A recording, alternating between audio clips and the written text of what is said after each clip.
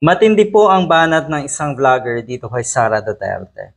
Bakit matapang yung mga ganitong klaseng vlogger? Kasi alam nila na sila ay kakampihan ng mas nakararami. Dahil yung nakararami na tinutukoy natin ay alam din kung ano ang sitwasyon, kung sino si Sara Duterte, kung ano yung kanyang mga kawalanghiyaan, at yung kanyang mga kabulastugan na ginagawa. Alam yan ng taong bayan.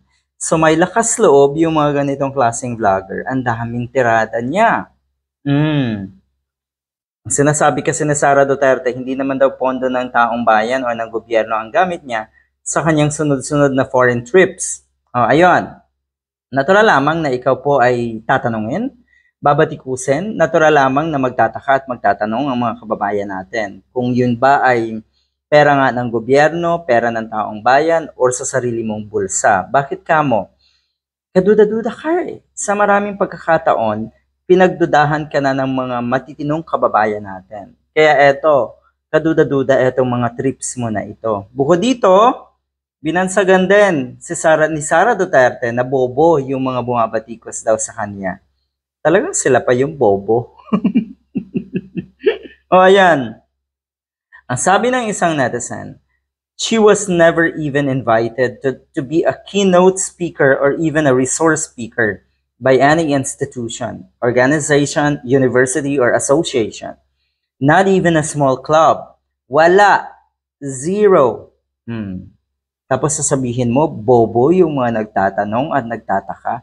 Bobo yung mga mapanuri nating kababayan.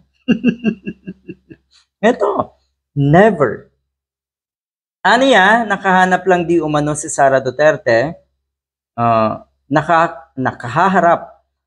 nakahaharap lang di umano netong si Sara Duterte sa kanyang mga trip abroad, ang maliliit o yun daw na maliliit na grupo lang ng mga overseas Filipino workers sa tulong daw ng mga pipitsuging event organizer.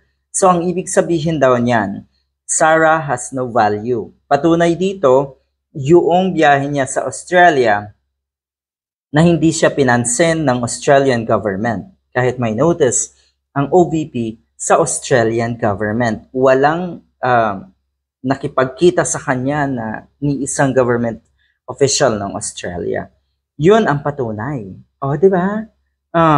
Matapang, no? Ang sabi pa nga niya, si Sara Duterte ay maituturing na pambansang bobo.